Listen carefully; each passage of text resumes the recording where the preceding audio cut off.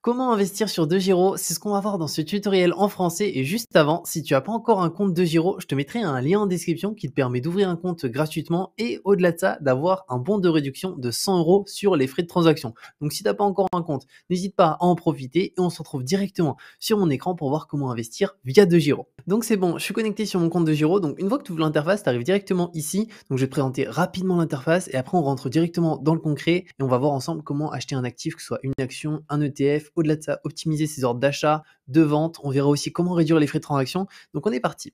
Alors premièrement, sur la page principale, tu vas voir ici les différents indices boursiers. Donc après, tu peux naviguer pour aller sur différents indices boursiers, voir leur évolution. Là, tu vois, c'est sur un an, on pourrait se mettre sur 3 mois, sur 5 ans, etc. Ensuite, à droite, tu as différentes actions qui sont comprises au sein d'un indice. Donc là, dans mon cas, je me suis mis sur le CAC 40, mais bien entendu, tu peux modifier l'indice en question juste ici. Et tu as les plus belles hausses juste en haut et les plus belles baisses juste en bas. Alors là, je tourne cette vidéo le jour où le marché est fermé parce que c'est le week-end. Donc tu vois 0 de partout. Mais par contre, dès que le marché ouvre, ici, tu verras bien les plus grosses hausses et les plus grosses baisses juste là. Ensuite, quand on descend un petit peu plus bas, là, tu vas avoir les actualités en lien avec le monde entier et juste à gauche, les dernières actualités juste ici qui peuvent avoir un impact sur le marché français. Donc dans mon cas, je l'ai configuré sur la France, mais tu peux rajouter d'autres pays. Imaginons si je rajoute l'Allemagne et que je fais appliquer, et ben là, je vais avoir des actualités en lien avec la France, mais aussi en lien avec l'Allemagne qui pourra avoir un impact sur les marchés. Et après, tu as aussi d'autres éléments un petit peu plus bas, mais je te laisserai aller voir à ce niveau-là. Donc une fois que c'est clair à ce niveau-là, on va voir comment acheter un actif. Donc prenons le cas tout d'abord d'une action d'entreprise. Imaginons on souhaite acheter une action LVMH pour l'exemple. Alors tu as deux solutions. Soit tu vas dans la barre de recherche juste ici et tu vas taper LVMH directement. Et là, automatiquement, tu vas voir l'action LVMH qui va ressortir. Et là, c'est important, comme tu peux le voir, LVMH, tu vois 4 actions juste ici. Là, c'est produit à effet de levier. Donc là, c'est encore autre chose. C'est que finalement, on utilise l'effet de levier. Donc, c'est une stratégie qui est différente. Si tu souhaites acheter l'action réellement LVMH directement, c'est dans la partie action. Et là, il y en a 4. Alors en fait, c'est exactement le même titre, mais la différence, c'est la place boursière sur laquelle l'ordre va être exécuté. Donc tu peux pouvoir classer EPA, TDG, XET, donc ça c'est Xetra, MIL c'est Milan. Et donc dans mon cas, moi ce que je fais, alors c'est pas un conseil d'investissement, mais je favorise toujours la place Euronext Paris, parce que c'est là où il y a le moins de frais de transaction à ce niveau-là. Donc moi je favorise toujours EPA. Donc pour l'exemple, je clique dessus juste là. Ensuite, là, je vais avoir le prix de l'action. Comme tu peux le voir, là, on voit 0%, 0%. Encore une fois, c'est parce qu'on est le week-end et que le marché est fermé. Mais sinon, ici, tu auras le pourcentage en euros directement de la hausse ou de la baisse du jour. Et ici, la même chose, mais directement, bah là, en pourcentage directement. Donc ici, on peut voir son cours 813. Pareil, on peut regarder sur une un peu plus longue période, sur un an, qu'est-ce que ça donnait LVMH. On peut voir que c'est plutôt performant avec le point rouge ici. Donc ça, c'est le plus bas atteint. Donc on peut voir que ça a été 539,4 au cours des 12 derniers mois. Et le plus haut atteint, bah, il a été atteint il n'y a pas très longtemps, c'était le 3 février 2023. Ensuite, là, tu vas avoir différents éléments, son cours. Achat-vente, pareil, là, c'est pas indiqué puisque le marché est fermé. Et un petit peu plus bas, tu as différents éléments. C'est les actualités en lien avec l'entreprise. Donc ça, c'est hyper important. Ça va te permettre de pouvoir suivre directement les actualités en lien avec des actions que tu possèdes. Là, pareil, tu as différents éléments. Ici, tu as les opinions d'analyse. Donc ça, moi, je ne le prends pas du tout en considération par contre. Et un petit peu plus bas, on va avoir des éléments très importants. Alors là, tu as des résumés de l'activité et du financier, mais tu as la partie finance. Donc là, tu peux voir d'ailleurs le chiffre d'affaires des LVMH année après année. Donc, voir que c'est assez exponentiel depuis 2020, depuis le Covid juste ici. Tu as le résultat net. Donc, on peut voir aussi, est-ce que le résultat net, il augmente ou est-ce que c'est juste le chiffre d'affaires qui augmente, mais le résultat, pas vraiment. Vu que là, c'est une action qui verse un dividende, tu peux voir le paiement du dividende. Au-delà de ça, le rendement de celui-ci et l'évolution de son rendement. Ici aussi, tu as les différentes informations et des chiffres clés concernant la capitalisation boursière. Pour l'exemple d'LVMH, son CA sur les 12 derniers mois et son CA directement par action juste ici. Donc imaginons on souhaite acheter du LVMH, comment ça se passe? Et ben on va sur achat juste ici, tu vas devoir du coup indiquer un type d'ordre. Alors tu vois de base on est sur à court limité. Alors au total il y a 4 types d'ordres sur DeGiro. Là on va s'intéresser juste à 2 d'entre eux qui sont le à court limité et au marché. Mais il existe aussi le stop loss et le stop limit. Mais là c'est plus quand on va faire réellement du trading ou sinon quand on va avoir une stratégie qui est beaucoup plus actives. Là, on parle vraiment d'acheter une action sur le long terme. Donc pour l'exemple, on se met soit à court limité, soit au marché. Commençons par au marché, c'est le plus simple, et ensuite on définira à court limité. Donc, au marché, ici, on peut définir le nombre de quantités d'actions qu'on souhaite acheter. Donc imaginons, je souhaite en acheter une. J'indique une juste ici. Et là, si je clique sur valider l'ordre, et bien automatiquement, là, ça ne va pas s'exécuter maintenant parce qu'on est le week-end, le marché est fermé. Mais quand le marché est ouvert, imaginons lundi, mardi, mercredi, jeudi, vendredi, et ben automatiquement, ça va s'exécuter. Ce qu'il faut prendre en considération, c'est que ça ne va pas forcément s'exécuter au prix qui sera affiché juste ici, étant donné que c'est en fonction du carnet d'achat et du carnet de vente, en fonction de l'offre et de la demande à ce niveau-là. Donc potentiellement, je ne vais pas vendre à 813,40, mais je vais vendre à 813,49 ou 813,26. Donc ça fait en sorte que des fois, on peut avoir une différence de quelques centimes à ce niveau-là. Et si on souhaite vraiment avoir un prix fixe, on va pas se mettre à haut marché, on va se mettre sur à court limité. Dans mon cas, c'est ce que je favorise. Et donc ici, on va pouvoir indiquer notre limite. Imaginons, je trouve que LVMH est trop cher et que moi, je serais prêt à l'acheter pour l'exemple, on va dire, on pourrait se mettre, imaginons ici, hein, on pourrait regarder, sur 6 mois. Je trouve que là, LVMH, on est sur des points hauts et je serais prêt à acheter LVMH, mais un petit peu plus bas. Imaginons ici, vers ces prix-là, je trouve que c'est intéressant. Imaginons à 680. Bah là, je peux indiquer une limite, 680, juste là. Indiquer une quantité, on va dire pour l'exemple toujours une. Donc là, ça fait 680. Et je peux cliquer sur valider l'ordre. Là, ce qu'il faut prendre en considération, c'est que même si le marché est ouvert, l'ordre ne va pas s'exécuter. Il va être en attente jusqu'au moment où LVMH passera potentiellement, parce que c'est pas sûr, à 680. Et si ça ne passe pas, ça sera rejeté. Et là, vu qu'on est sur ordre du jour, il faut que ça se fasse au cours de la journée. Si imaginons au cours de la journée, LVMH ne descend pas à 680, mais est toujours au-dessus, notre ordre sera rejeté, ce qui fait qu'il ne sera pas exécuté. Donc il n'y a pas de frais, juste on aura nos fonds qui n'auront pas été investis. Par contre, si on souhaite que notre ordre soit vraiment sur le long terme continu, parce que nous, on est prêt à acheter de façon du LVMH et attendre 6 mois ou 1 an ou même 3 ans, peu importe, que ça passe à 680. Si un jour ça passe, on peut se mettre du coup de ordre de jour à continu.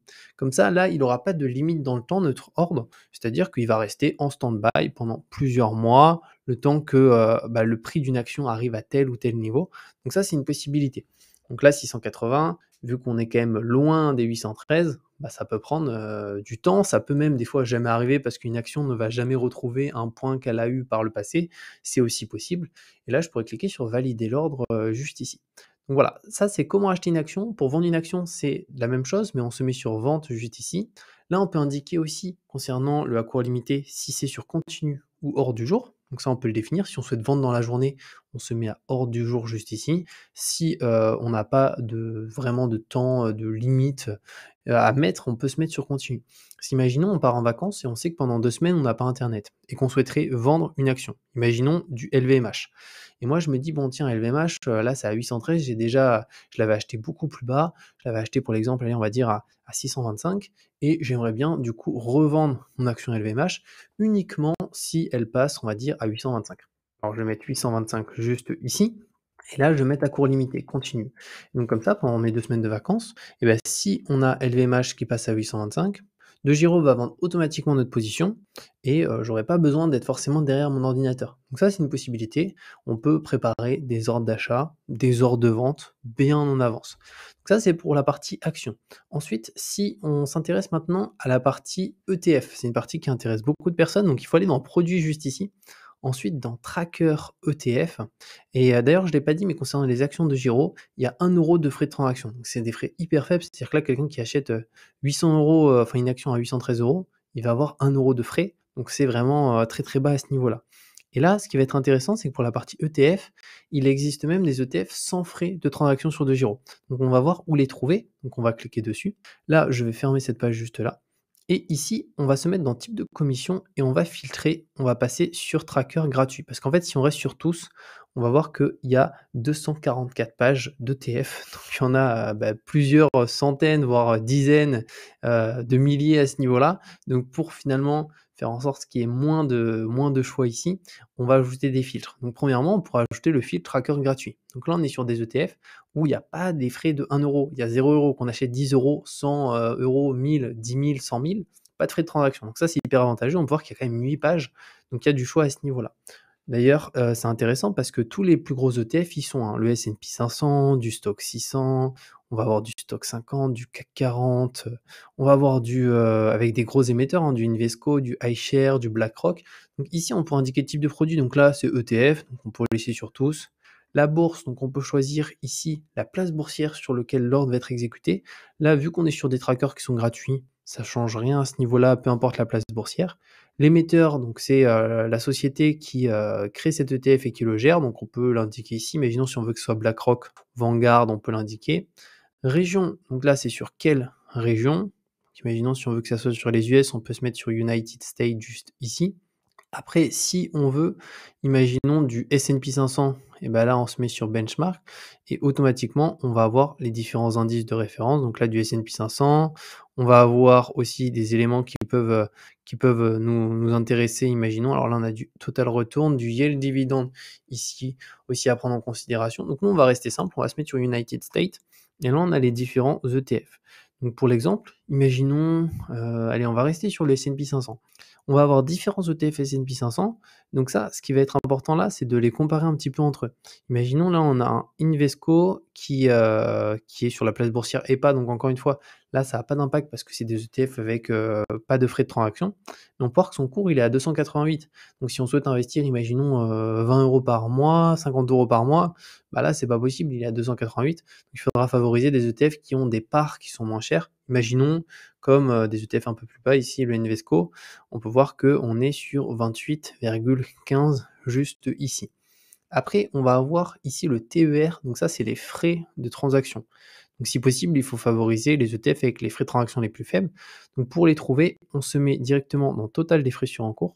On peut mettre inférieur à 0,13 pour l'exemple. Et là, automatiquement, on peut voir les ETF sur le marché US qui ont les frais les plus faibles. Donc on va dire qu'ici le plus faible c'est 0,05, c'est celui-ci qui est juste là, c'est le Invesco juste ici. On peut voir que la part coûte 31,044 centimes et donc celui-ci il peut être plutôt intéressant. Donc si je clique dessus, là je peux voir un peu aussi son évolution, hein. Je peux regarder un petit peu qu'est-ce que ça a donné le S&P 500 à ce niveau-là depuis le début. Ensuite, je peux me mettre directement sur achat. Et là, pareil, on définit son type d'ordre, à cours limité au marché. Donc là, on va se mettre à cours limité, imaginons. Si on veut qu'il soit exécuté globalement au prix du marché à peu près, on va le mettre à 36, allez, 0,03. Il y a de fortes chances que ça passe avec 1 centime de différence à ce niveau-là. Voilà, 0,3, allez, on va dire 0,33 juste ici. Voilà. Ensuite, on pourra indiquer la quantité. Imaginons si j'en veux 10. Donc je peux indiquer la quantité. Juste ici, j'ai pas mis 31, il faut que je l'indique, voilà. Et on va voir que ça fait un total de 310. Si imaginons que je souhaite en acheter pour 100 €, bah, ça fera à peu près 3, ça fait 93 €. Je clique sur valider l'ordre et là l'avantage c'est qu'il y aura pas de frais de transaction. Donc ça c'est hyper avantageux et pareil quand on souhaite vendre, bah, c'est la même chose dans l'autre sens, à ce niveau-là. Et après ici on a les données lorsque le marché est ouvert qui s'actualisent avec, les achats, les ventes, le volume d'achat, le volume de vente. Là, c'est pas le cas, c'est parce qu'on est le week-end, tout simplement. Donc, voilà par rapport à ces différents éléments sur finalement, bah, comment on peut, utiliser, 2 gyros à ce niveau-là, de A à Z. Donc n'hésite pas si tu as la moindre question à la mettre directement, dans les commentaires, comme ça je pourrais directement, bah, te répondre. Et au-delà de ça, comme je t'ai dit, je te mets le lien en description pour ouvrir un compte de giro gratuitement et avoir un bon de réduction de 100 € sur les frais de transaction. Et je te dis à très bientôt pour une nouvelle vidéo.